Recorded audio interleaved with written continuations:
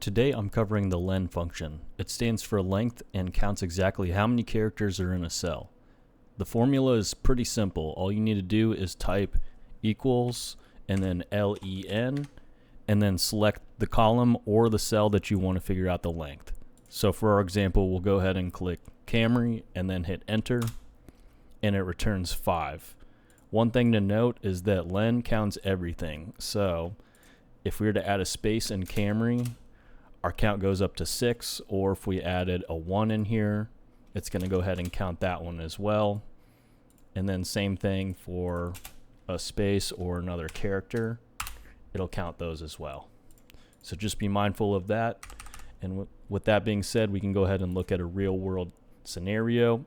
We have some zip codes here, and in the US, zip codes are 5 digits. We can use our len function to figure out if there are any errors where our zip codes are being truncated.